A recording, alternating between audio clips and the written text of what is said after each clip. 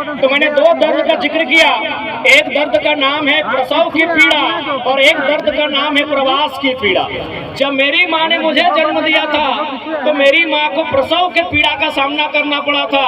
मेरी माँ ने प्रसव का पीड़ा का सामना तो कुछ पल के लिए किया था, लेकिन जो प्रवास की पीड़ा होती है वो आजीवन टिकती है। और आज आपसे बेहतर जितने भी प्रवासी भाई बहन माताएं यहाँ उपस्थित हैं, आपसे बेहतर भला कौन समझ सकता है कि प्रवास का दर्द क्या होता है। महाराष्ट्र आने के बाद मैं बहुत सारे जगहों में गया जहां हमारे झारखंड के बंधु कार्यरत हैं, काम कर रहे हैं। उनसे मिला, उन्हें जांचा, उनसे समझना, उनसे मैंने सीखा तो मैंने पाया कि वे लोग इन बड़े शहरों में बड़ी अरमानों के साथ आए हैं और आज अपने आप को एक छोटे से कमरे में बंद किए हैं। मैंने अनुभव किया कि जिस कमरे में रहकर आज हमारे प्रवासी भाई एक बड़ा ख्वाब देखते हैं, अरे ओकर से बड़ा तो हमने के पवार के कुंभा है वो। आज जितना बड़ा घरवा में हमने के माई मौसी सब 2000 किलोमीटर दूर रह के रहा तो ना छोटे छोटे छुआ मैया मौसिया हमने के माँ, हमने के अभिभावक सब, हमने के भाई सब जन घरवा में रहा तो जितना छोटे कमरा में सूता तो ना ओकर से बड़ा हमने गांव में कुंभा ढाकू है वो। कुंभा ढाकू बुझा ना। आज अगहन महीना में जखन खरियान में धान आन के डिंगवा है तखन हमने एगो कुंभा ढाकू बनवा है पौरा के। अरे आज जितना छोटे कमरा में हमने रहा है ओकर से बड़ा तो हमने के कुंभा ढाकू है। तो समय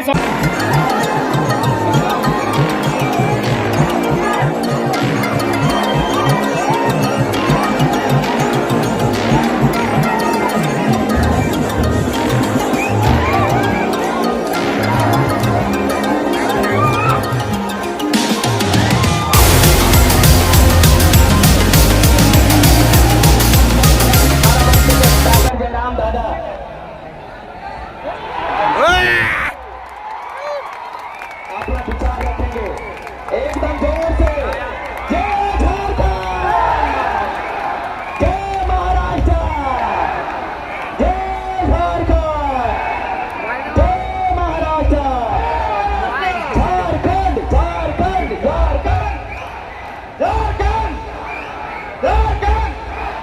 चलिए दादा को बैठ दीजिए दादा, दादा पीछे, दादा जयराम दादा।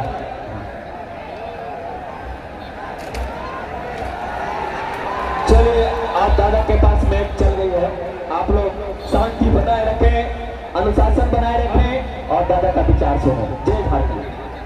हेलो तो सर दादा एक सेकंड, स्टेज में जितने भी लोग आप लोग बैठ जाएंगे, कुर्सी में है कुर्सी बैठ जाए, नीचे बैठ जाए, दादा का एकदम शांतिपूर्वक भाषण सुने। स्पॉन्सर लोग हम लोग नीचे बचाइए, स्पॉन्सर जी, स्पॉन्सर जी।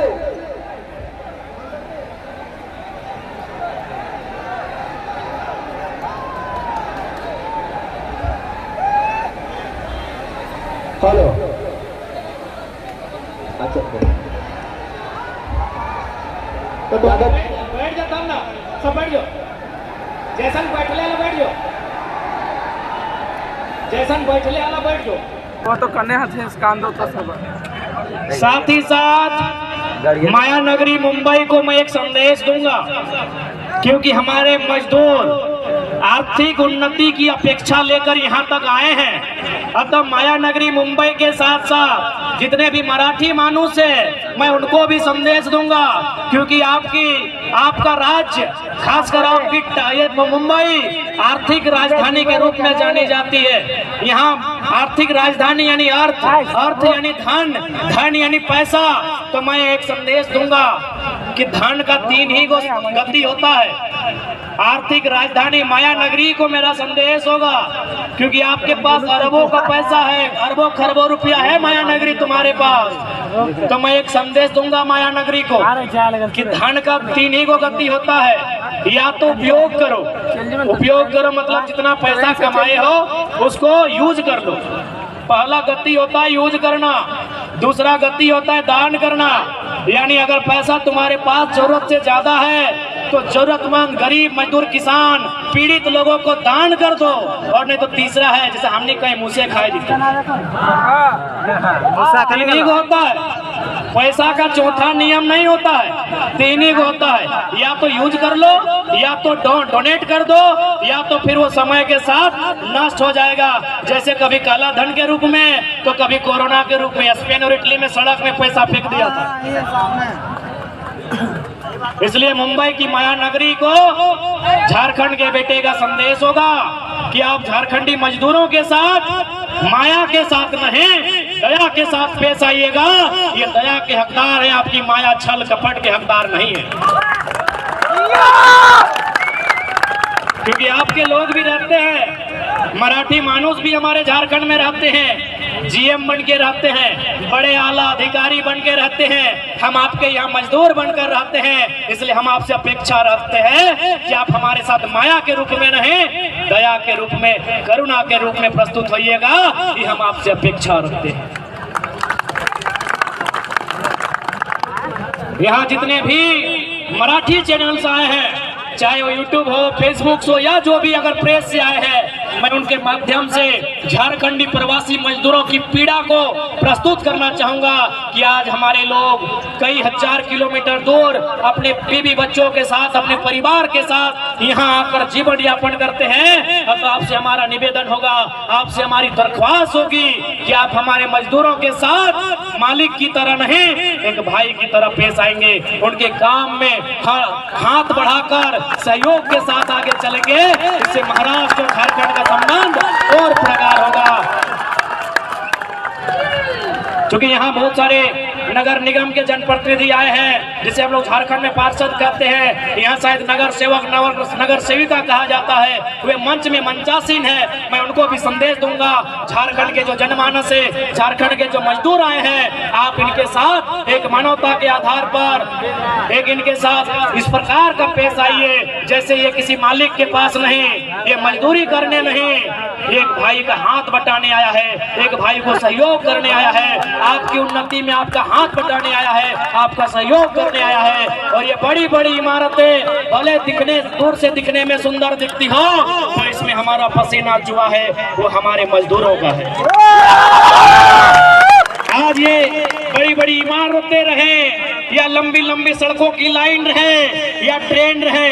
मैं कल ही गया था एक रेलवे स्टेशन, बढ़िया धमाकेदार स्टेशन बन रहा है, वहाँ झारखंड के मजदूर भरे हुए हैं। आपकी उन्नति में हमारा योगदान है।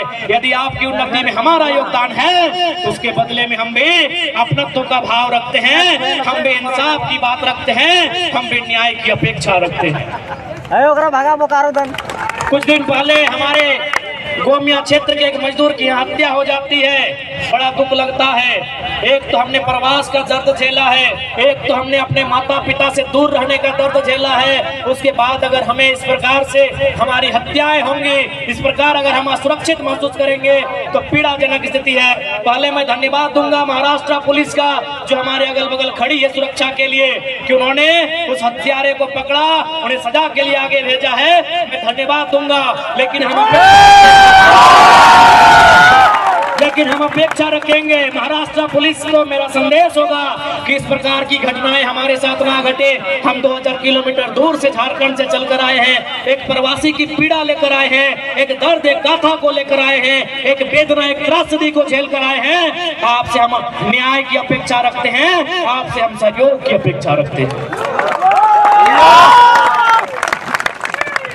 और साथ ही साथ क्योंकि अगर यहाँ के भी पॉलिटिशियन तक मेरी आवाज जा रही है तो मैं उनको संदेश दूंगा, क्योंकि महाराष्ट्र बहुत बड़ा बदलाव कर सकता है। उसके लिए जो हमारे नेतृत्व होते हैं, जो हमारे राज्य और देश के प्रतिनिधित्व होते हैं, मैं उन तक संदेश देना चाहूंगा, क्योंकि आज के डेट में जो उन्नति का पैमाना नापा जाता है कि हम कितना तरक्की किए हैं, हम कितना डेवलपमेंट हुए हैं, वो पैमाना नापने का बहुत गलत है। आज के डेट में उन्नति को नापने का पैमाना क्या है पता है? उन्नति का पैमाना नापा जाता है, महाराष्ट्र में बंबई की नगरी में एक रानी रहती हैं, मैं उनका नाम नहीं लूंगा क्योंकि बगल में रहती हैं, हो सके उनके लोग आ जाए भाई, तो मैं उस रानी जी महारानी जी का नाम नहीं लूंगा।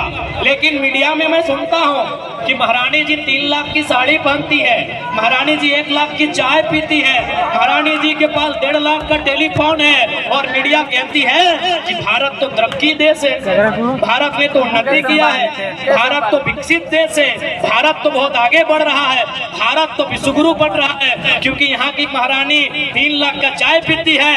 मैं मीडिया बंधुओं से विनम्र निवेदन करूंगा कि